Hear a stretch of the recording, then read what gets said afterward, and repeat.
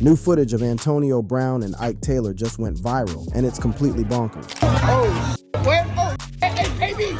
But honestly, it's not that shocking if you've been following their history. These two have had tension for a while. Later on that year, I fight Ike on Family Day.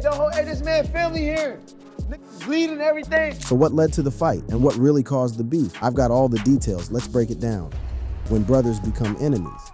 Antonio Brown and Ike Taylor are at it again, but to understand why, we've got to rewind to where it all started. On July 27, 2012, Antonio Brown signed a massive 5-year, $42.5 million contract extension, officially becoming one of the highest paid receivers in the league. Fresh off a Pro Bowl season as a kick returner, AB was feeling himself, and he wasn't about to let anyone forget it. On the other side of the field stood Ike Taylor, a grizzled veteran cornerback who had been grinding in the Steel City since 2003, playing in 174 games and starting 140 throughout his career. The stage was set for a clash of personalities, generations, and egos. Brown, the hungry 6th-round pick turned rising star, was out to prove he belonged among the game's elite. Taylor, the old-school defender, wasn't about to let some young hotshot think a new contract made him untouchable. And now, both men were face-to-face at Steelers training camp in Latrobe. Known for its intense, no-nonsense atmosphere, camp was a pressure cooker. Weeks of grueling practices and close quarters where tempers wore thin. As Taylor would later reflect, up in Latrobe, getting tired of seeing each other, things are bound to happen. The first warning signs came early in camp with a minor shoving match during a drill, but that was just the appetizer. The main course was about to be served on a silver platter, and it would be bloodier than a Ray Lewis highlight reel. Then came August 12, 2012, Family Day. With loved ones watching from the sidelines, expecting a light and spirited practice, things escalated fast. What unfolded looked less like football and more like a UFC octagon. During a play in the end zone, Brown and Taylor battled for a pass, which Taylor intercepted with a diving grab, out-muscling Brown and throwing him to the ground. Now here's where things get spicy. The situation was intensified by a side bet between Brown and Taylor, making this end zone play a personal challenge that neither warrior was willing to lose. When Taylor came down with that interception, it wasn't just a play, it was a statement. And Antonio Brown? Well, he wasn't about to let that statement go unanswered. Frustrated, Brown got up and threw a punch at Taylor's face, causing a gash under Taylor's right eye. The sound of that punch connecting echoed across the practice field like a gunshot. And suddenly, St. Vincent College had transformed into the Wild West. Blood was flowing, tempers were flaring, and the Steelers' Family Day had become anything but family-friendly. But wait, it gets even crazier. As the team broke their huddle, Brown and Taylor reignited their conflict, leading to a second brawl. General manager Kevin Colbert and multiple players, including safety Ryan Clark, intervened to separate them. And just when you thought it was over, a third skirmish reportedly occurred shortly after, with Clark allegedly instigating further tension. The aftermath was immediate and intense. There's a picture of it, with Brown and Taylor face to face, Todd Haley in between them, Scotty Montgomery in between them. The tension was so thick you could cut it with a terrible towel. But here's the kicker, this wasn't even the end of their saga. The competitive fire between these two combustible personalities would continue to burn throughout their time together, with another fight occurring in August 2013, described as a tussle after Brown outperformed Taylor in drills. The 2013 incident was less severe, but it showed that the underlying tension never really went away. It just simmered beneath the surface like a slow-cooking rivalry. Head coach Mike Tomlin tried to downplay the incidents, framing them as a product of competitive spirit. These guys understand what we're working for, and when we step into stadiums, we're together. When you fight your brother sometimes, it gets a little heated. What made this feud even more compelling was the underlying dynamics at play. Brown's $42.5 million extension was unusual for the Steelers, who typically made players play out their contracts. Veterans like Taylor, Ryan Clark, and Hines Ward had waited longer for their deals, and some sources suggest this created resentment. Brown himself claimed the contract made him a marked man among teammates. And looking at these training camp battles, it's hard to argue with that assessment. The resolution came through classic Steelers leadership. Following the Family Day brawls, team leaders, including Clark, quarterback Ben Roethlisberger, and receivers coach Scotty Montgomery, facilitated reconciliation. On the team's off day, August 13th, Brown and Taylor had a lengthy breakfast on Pittsburgh's South Side, where they cleared the air. Taylor described the meeting saying, "Brothers get into it, we family. That's how it is sometimes. Up in Latrobe, getting tired of seeing each other, so when you have the same blood type, things are bound to happen." Brown emphasized there was no personal animosity, stating, "I'm not a UFC fighter trying to fight guys," and noted the importance of moving forward as team leaders. This reconciliation would prove to be a masterclass in conflict resolution, showing the power of veteran leadership and organizational culture. But as we'll discover, the underlying personality traits that fueled this feud would eventually manifest in much more destructive ways for both players, setting the stage for controversies that would define their post-football lives. When the pads come off, the personal struggles and celebrity feuds of two Steelers legends.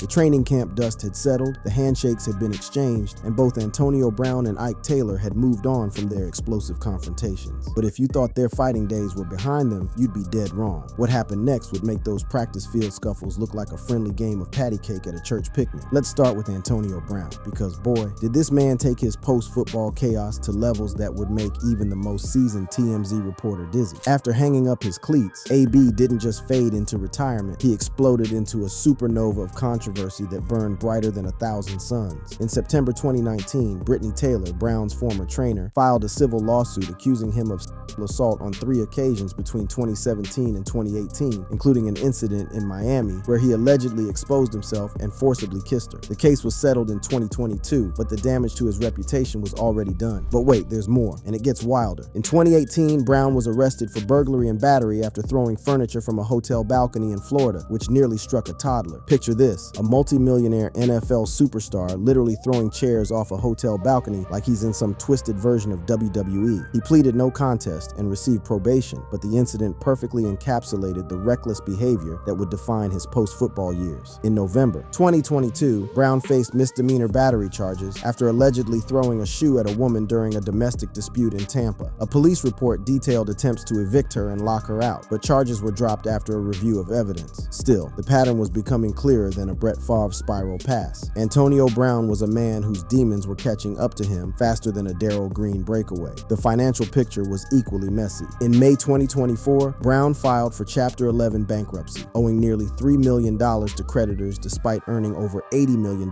during his NFL career. Think about that for a moment. This man made more money in his football career than most people will see in 10 lifetimes, and he still managed to go broke. This included unpaid child support, with reports of multiple baby mamas and legal battles over payments. But the most shocking chapter in Brown's post-football saga was yet to come. In June 2025, Miami-Dade County issued an arrest warrant for Brown on charges of attempted murder with a firearm, stemming from a shooting incident during a celebrity boxing event in May 2025. The alleged victim, Zulkarnain Nantambu, claimed Brown fired shots after a fistfight, grazing his neck. As of this writing, Brown has reportedly left the country and has not been arrested, with social media posts suggesting he's in Dubai. Oh, where? Oh, hey, AB, get distracted. Oh, what the security, AB? Oh, what the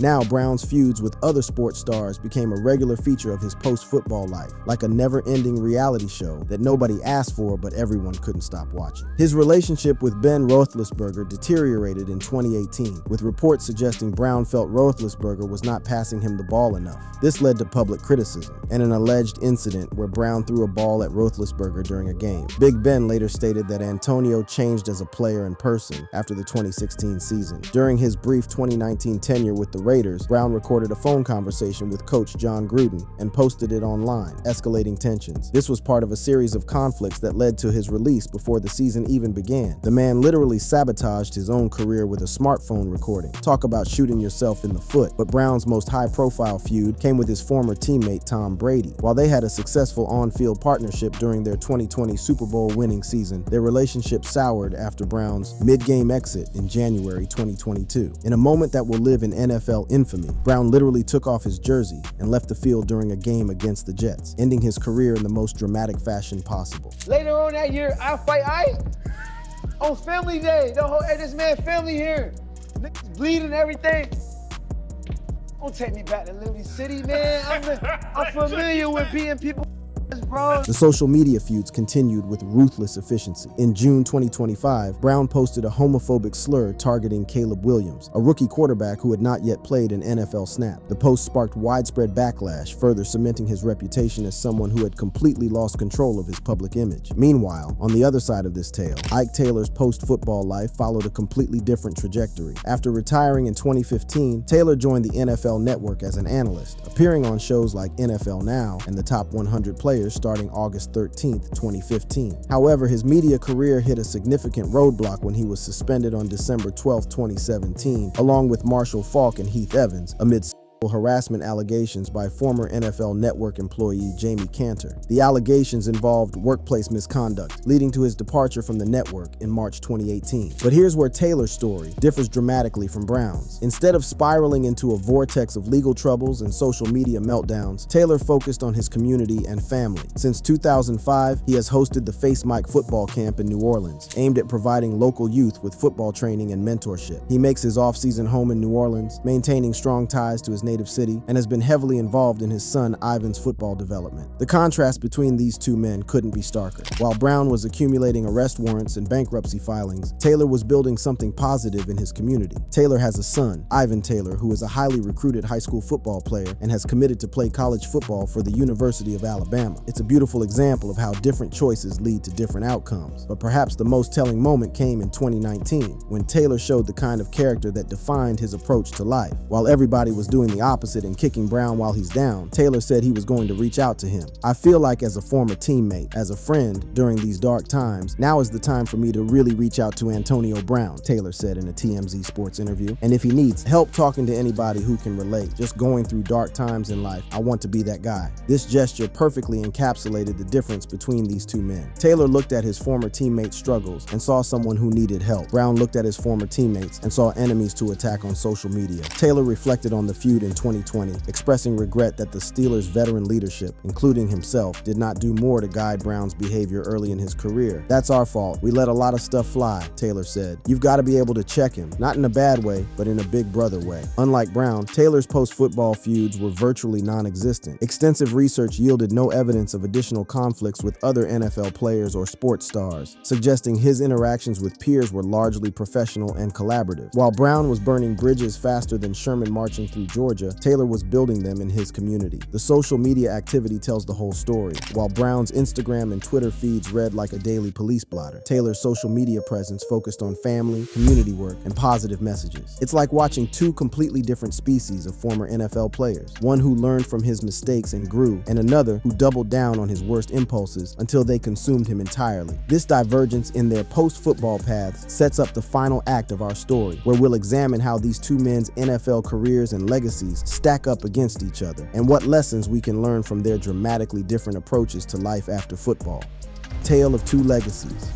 When you strip away all the drama, all the headlines, and all the controversy, what remains is the cold, hard truth about what these two men accomplished between the white lines. And let me tell you, the comparison between Antonio Brown and Ike Taylor is like comparing a Ferrari to a reliable pickup truck. Both serve their purpose, but in completely different ways that would define not just their careers, but their legacies in Steel City. Let's start with the numbers, because in the NFL, stats don't lie, even when everything else does. Antonio Brown's career statistics read like a video game cheat code: 928 receptions for 12,291 yards and 83 receiving touchdowns, with an average of 13.2 yards per reception. To put that in perspective, Brown averaged over 100 receptions and 1,500 yards per season during his prime years. From 2014 to 2017, Brown was at his peak, leading the NFL in receptions twice, 2014-2015, and receiving yards twice, 2014-2017. The accolades tell an even more impressive story. Brown earned 6 consecutive Pro Bowl selections, 2011 to 2016, 4 consecutive first-team All-Pro honors, 2014 to 2017, and was named the Sporting News NFL Offensive Player of the Year in 2017. In 2013, he set an NFL record with at least 5 catches and 50 yards in every game, earning team MVP honors. That's not just consistency, that's otherworldly dominance that put him in conversations with Jerry Rice and Randy Moss. But here's where it gets really crazy. Brown wasn't just a receiver. He also contributed 187 punt returns for 1,761 yards, showcasing his all-around skills. The man was a Swiss Army knife of football talent, capable of changing the game from multiple positions. When he finally captured his Super Bowl ring in 2020 with the Tampa Bay Buccaneers, scoring a touchdown in the game, it seemed like the perfect capstone to a Hall of Fame career. Now let's flip the script and examine Ike Taylor's career through a different lens. Taylor played his entire 12-year NFL career with the Pittsburgh Steelers from 2003 to 2014, appearing in 160 74 games and starting 140. His statistics: 636 tackles, 14 interceptions, 140 passes defense, 2 forced fumbles, 3 sacks, and 1 defensive touchdown. Don't jump off the page like Brown's numbers, but they tell a different story. Taylor was the definition of a shutdown corner, the guy who took the opponent's best receiver and made them disappear like a David Copperfield magic trick. He was instrumental in the Steelers' Super Bowl victories in XL 2005 and XL 2008, contributing to the team's championship legacy. While Brown was piling up individual statistics, Taylor was doing the dirty work that championship teams require, shutting down the other team's best weapons. The durability factor is where Taylor really shines. Known for his consistency, Taylor missed only 4 games due to injury during his first 9 seasons, a streak broken in 2012 with an ankle injury. In an era where receivers were getting bigger, faster, and more athletic, Taylor adapted and evolved, maintaining his relevance for over a decade. That's not flashy, but it's the kind of reliability that coaches build championship defenses around. But here's where the comparison gets really interesting: their impact on the Steelers franchise. Brown's individual brilliance was undeniable, but his departure from Pittsburgh in 2019 left a bitter taste that still lingers in the Steel City. Tensions with the Steelers escalated in 2018, fueled by disputes with quarterback Ben Roethlisberger and head coach Mike Tomlin. Reports suggest Brown felt undervalued, leading to public criticism and missed practices, culminating in his trade to the Oakland Raiders in 2019. Taylor, on the other hand, retired on April 14, 2015, after his contract expired, with no drama, no trade demands, and no burned bridges. He simply walked away from the game on his own terms, leaving behind a legacy of professionalism and team-first mentality. When Steelers fans think of Ike Taylor, they think of clutch interceptions, shutdown coverage, and championship football. When they think of Antonio Brown, the memories are complicated by everything that came after. The leadership styles couldn't have been more different. Brown was the vocal superstar who demanded the ball and the spotlight. Taylor was the quiet veteran who let his play do the talking. Ryan Clark, a former teammate of both players, noted the difference in their approaches during the 2012 training camp incidents. Clark emphasized how Taylor approached their reconciliation with maturity and wisdom, while Brown's volatility was already showing signs of the issues that would later consume his career. I would rather it have been